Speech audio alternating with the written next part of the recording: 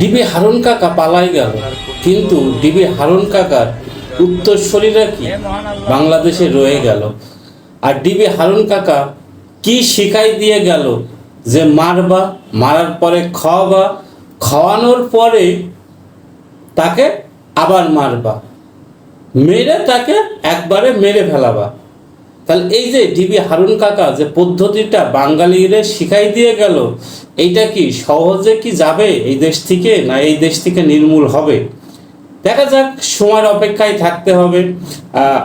ঢাকা ইউনিভার্সিটিতে যে অনাকাঙ্ক্ষিত ঘটনাটা গতকালকে ঘটেছে, সেটা নিয়ে আদালত কি রায় দেয় কিংবা কি আশায় বিষয়ে আসছে, সেটা অবশ্যই জানা যাবে আর কি। সেটা সময় কথা বলবে যে আসলে হারুন কাকার উত্তরসূরিরা থেকে যাবে না এই দেশ থেকে নির্মূল হবে।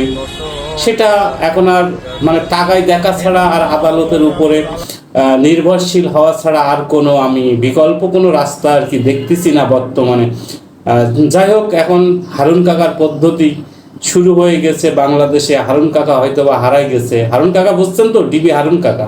তা ডিবি হারুন কাকা হয়তোবা বাংলাদেশ থেকে চলে গেছে পালায়ে, কিংবা কোথায় আছে নিখোঁজ।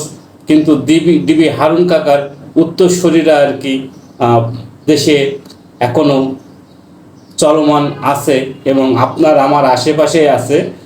সবাই সাবধানে থাকতে হবে তাদের থেকে, তাছাড়া আর কি করার। সবাই সাবধানে থাকবেন তাদের হাত থেকে বাঁচার জন্য। কেননা হারুন কাকা যে পদ্ধতি শিখাই দিয়ে গেছে, সহজে কিন্তু এই পদ্ধতির থেকে আপনি, আমি, আমরা কেউই মুক্ত নয়। তা সবাই ভালো থাকুন, সুস্থ থাকুন। আল্লাহ হাফিজ, আসসালামু আলাইকুম।